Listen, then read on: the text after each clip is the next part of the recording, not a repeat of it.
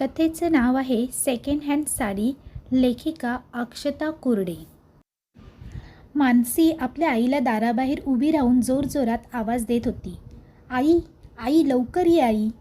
अगं हो ग बाई, थांब जरा, गॅस बंद करू दे. ये ना गं लवकर. हां बोल, काय झालं तुला ओरडायला? अगं आई, माझी ती मैत्रीण आहे ना अंकिता. कोण ग? आई विचारते.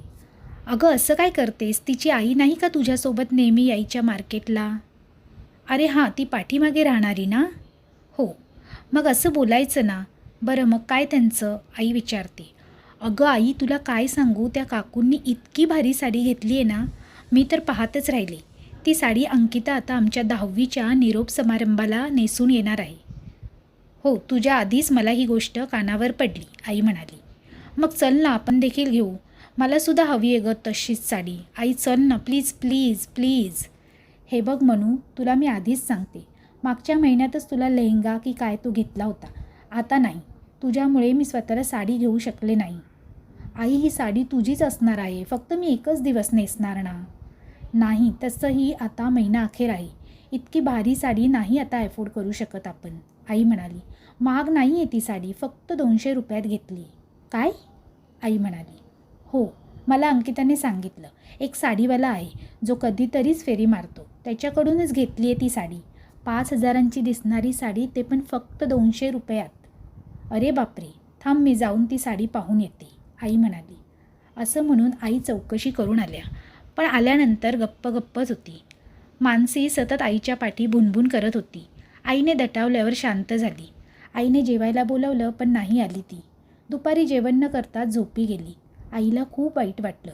झोपेतून जाग आली तशी थोडा वेळ डोळे मिटून बसून होती. डोळे उघडून पाहते तर बाजूला सुंदर काठपदर असणारी साडी होती. ती साडी भारी नव्हती, पण त्याचा रंग आणि काठावरचे नक्षीकाम सुरेख होते. मानसीला साडी खूप आवडली. आई किचनमध्ये काम करत होती. तिला जाऊन तिने मिठी मारली आणि तिची माफी मागितली. मानसी विचारताच ही साडी आईने बाजारातून खरेदी करून आणल्याचं मानसीला सांगितलं. पण आईने 200 रुपयाची साडी विकत न घेता त्याहून जास्त असणारी किमतीची साडी विकत घेतल्याचं मानसीला आश्चर्य वाटत होतं. पण तो विषय काढताच आई गप्प बसायची. मग मानसीने तो विषय काढायचा मनातून काढून टाकला. निरोप समारंभांचा दिवस उजाडला. सगळ्या मुली सुंदर नटून थटून आल्या होत्या. मानसी देखील तिच्या आईने घेतलेल्या साडीत खूप सुंदर दिसत होती. सगळ्याजणी सेल्फी काढत होत्या. मानसीला तहान लागली होती म्हणून ती तिच्या बेंचजवळ आली. पाहते तर शेवटच्या बेंचवर अंकिता डोकं टेकवून झोपली होती. तिला जाऊन मानसीने उठवलं. तिचे डोळे लाल झाले होते. नेहमी खळखळून हसत असणारी अंकिता आज खूप निस्तेज आणि कोमजलेल्या फुलासारखी गळून पडली होती. मानसीने लगेच तिच्या शिक्षकांना बोलावून तिला बरं वाटत नसल्याचं सांगून टाकलं. बिचारी अंकिता आजच्या दिवशी काय काय करायचं ते ठरवून आली होती. पण तिची तब्येत ठीक नसल्याने तिच्या बाबांना बोलावून तिला घरी सोडण्यात आलं. घरी आल्यावर आज झालेल्या गमतीजमती सोबत तिने अंकिताचा किस्सा देखील आईला सांगून टाकला. आईच्या चेहऱ्यावर भीती दाटून आली. तितक्यात त्यांच्या इथेच राहणाऱ्या दोघी तिघी काहीतरी कुजबुजत होत्या. आईने विचारताच त्यांनी सांगितलं, अंकिताची तब्येत खूप बिघडली आहे. डॉक्टर देखील येऊन तिला तपासून गोळ्या इंजेक्शन देऊन गेले, पण तिची तब्येत जास्तच बिघडत चालली आहे. आई सगळ्यांना घेऊन अंकिताच्या घरी पोचली. तिथे पाहिलं तर अंकिता अजूनही ती साडी नेसून होती. तिला अजिबात उठता येत नव्हतं, म्हणून तिच्या आईने तसंच तिला साडीमध्ये ठेवलं. मानसीच्या आईने सगळ्यांना विनवणी करून कसंही करून ती साडी तिच्यापासून काढलीच पाहिजे म्हणून निक्षून सांगितलं. आता बाकीच्यांना देखील समजून चुकलं की हा प्रकार काहीतरी वेगळा आहे. अंकिताच्या आईने पुढे होऊन तिची साडी काढू लागल्या, पण ती साडी त्यांना खूप जड वाटू लागली. मग मानसी, तिची आई, अंकिताची आई आणि बाकी दोघी तिघींनी मिळून सगळ्याजणी तिची साडी उतरवू लागल्या, पण साडी तिच्यापासून काही लांब होतच नव्हती.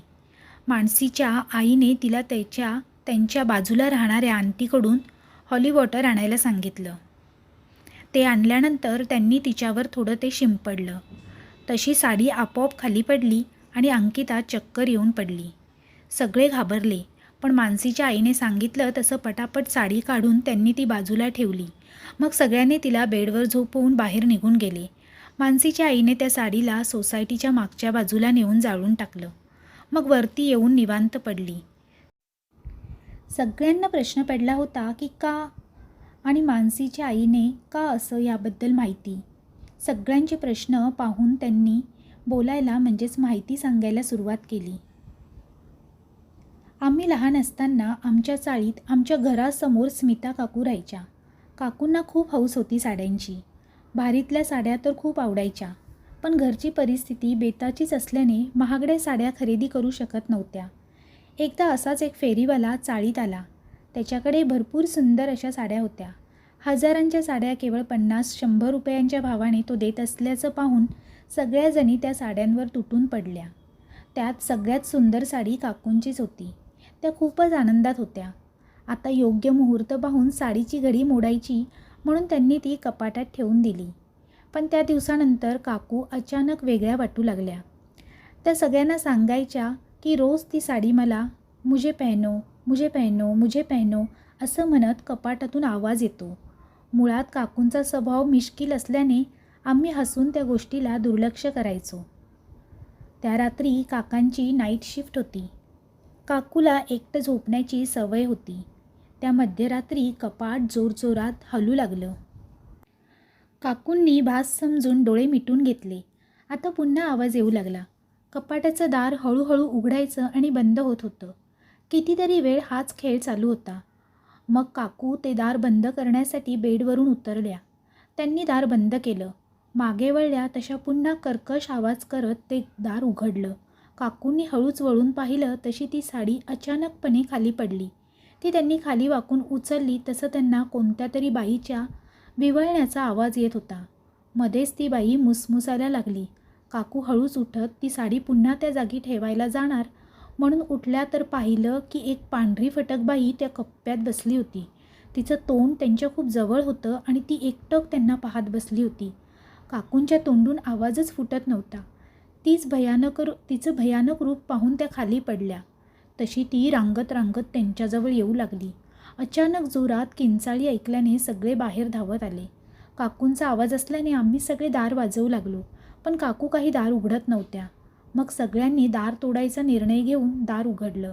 काकू खाली कुठेच दिसत नसल्याने माळ्यावर जाऊन पाहिलं तर काकू तिथे बेशुद्ध पडल्या होत्या. काकांना कळवून त्यांना हॉस्पिटलमध्ये भरती केलं. त्यांच्या बोलण्यावर कोणीच विश्वास ठेवेना. 2 दिवस त्या वेड्यासारखं वागत होत्या.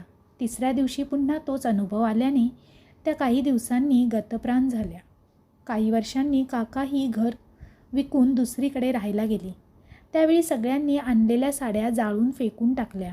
एकदा आमच्या इथल्या बाईला पुन्हा तोच फेरीवाला दुसऱ्या चाळीत साड्या विकताना दिसला. आम्हाला त्यांनी फोन करून तातडीने बोलावून घेतलं. आम्ही त्याला खेचत आमच्या चाळीत आणून झालेल्या प्रकाराचा जाब विचारला. तसा तो रडू लागला. गरीब असल्याने तो जुन्या साड्या कमी पैशात विकून त्याचं पोट भरायचा. त्या साड्यांमध्ये काही साड्या श्रीमंत लोकांचे कपडे थोड्याफार प्रमाणात जुने झाल्याने ते आम्हाला देऊन टाकायचे. त्यात काही कपडे देवाघरी गेलेल्या व्यक्तींच्या असायच्या. त्यात बऱ्यापैकी साड्या, ड्रेस, नवीन कपडे असल्याने त्या विकायला काढून पैसे मिळत असत. आम्हाला बेसावध असताना पाहून तो तिथून पळून गेला आणि पुन्हा कधीच दिसला नाही. काही महिन्यांनी आम्हाला ज्या व्यक्तीने त्यांच्या साड्या दानमध्ये घेतल्या होत्या त्याच्याकडून कळलं की ती साडी एका पारसी बाईची होती. तिला ती साडी खूप प्रिय होती. ती कोणालाही त्या साडीला हात लावू देत नव्हती. तिच्या लग्नाच्या वाढदिवशी तिला घालायची होती म्हणून तिने खूप जपून ठेवली होती. पण एकदा घाईघाईत रस्ता क्रॉस करताना तिचा अपघात झाला व ती जागीच गतप्राण झाली. त्या साडीला त्यांनी ती दान केली. त्या ओढीनेच आज तिच्या आत्म्यासोबत ती इथपर्यंत आली होती. सगळ्याच साड्या तशा नसतात, पण कोणत्या कशा असतील हे सांगता येत नव्हतं. म्हणून त्या दिवसापासून आम्ही कानाला खडा लावला. पुन्हा कधीही वरवरच्या रूपाला भुलून असे कपडे कधीच विकत घेणार नाही. आज अंकिताला त्यामुळेच त्रास होत होता. मानसीच्या आईचं बोलणं ऐकून सगळ्याजणी थक्क झाल्या. कोणी काहीच न बोलता निरोप घेऊन निघून गेल्या. अंकिताला दुसऱ्या दिवशी बरं वाटू लागलं. तिला सुखरूप पाहून अंकिताच्या आईने मानसीच्या आईचे आभार मानले. समाप्त. या कथेचा वास्तवाशी काहीही संबंध नाही, पण कथा जरी असली तरीही कधीच कोणाचे वापरलेले कपडे किंवा सेकंड हँड साड्या कधीच विकत घेऊ नये, स्वच्छतेच्या दृष्टीने तरी. हा बोध या कथेतून सगळ्यांनी नक्की घ्यावा. तर मित्रमैत्रिणींनो, तुम्हाला कशी वाटली कथा हे कमेंट बॉक्समध्ये कमेंट करून नक्की कळवा. कथा आवडली असेल तर तुमच्या जास्तीत जास्त मित्रपरिवारांसोबत शेअर करायला विसरू नका. त्याचप्रमाणे कथा आवडली असेल तर व्हिडिओला लाईक करा आणि चॅनेलला सबस्क्राईब करा. तसेच बेल आयकॉनवर क्लिक करून ऑलवर सेट करा, म्हणजे तुम्हाला नवनवीन व्हिडिओचे नोटिफिकेशन लगेचच मिळतील. पुन्हा भेटूया नवीनच अशी कथा घेऊन. तोपर्यंत सर्वांना धन्यवाद. Bye bye.